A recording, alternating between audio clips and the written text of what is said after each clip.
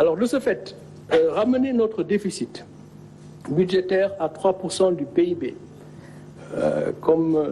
disons, nous l'exigent nos engagements dans le cadre de l'UEMOA, et la dette en dessous de 70% dans un horizon raisonnable, en mobilisant nos ressources internes tout en améliorant la qualité de la dépense, ne devrait pas nous coûter des points significatifs de croissance. Je dis bien significatifs, à la mesure où nous revenons à nos tendances historiques.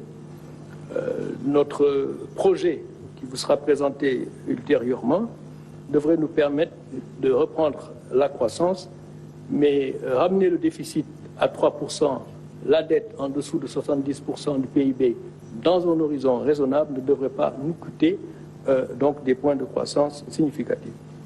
Il nous faudra alors faire une revue systématique des projets et des programmes sur financement extérieur pour déterminer ceux qui doivent se poursuivre et ceux qui seront arrêtés. Ce travail est déjà en cours afin d'améliorer l'efficacité des investissements publics.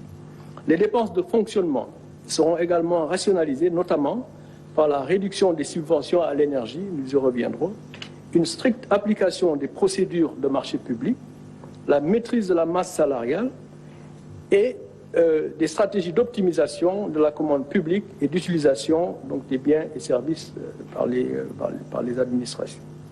Alors, dans le souci d'améliorer la qualité de la dépense, il s'agira pour le gouvernement de protéger également les couches vulnérables par un meilleur ciblage des bourses familiales tout en éliminant les subventions non ciblées, notamment à l'énergie, pour ceux qui ne devraient pas en bénéficier.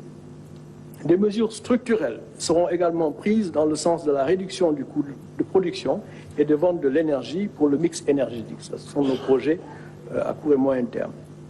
Pour rappel, rien que pour les années 2022-2023, les subventions à l'énergie ont coûté au budget de l'État plus de 1200 milliards de francs CFA, des subventions à l'énergie non ciblées. Alors, la mobilisation des ressources internes se fera en réduisant les exonérations fiscales, en élargissant l'assiette fiscale, tout en réduisant les taux d'imposition, pouvoir promouvoir le civisme fiscal et en menant des réformes qui inciteront les entreprises à la formalisation.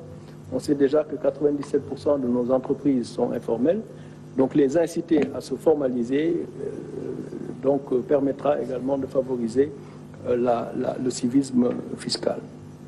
Cela va jeter les bases de finances publiques saines, gage d'une souveraineté budgétaire retrouvée, pour mieux accompagner le secteur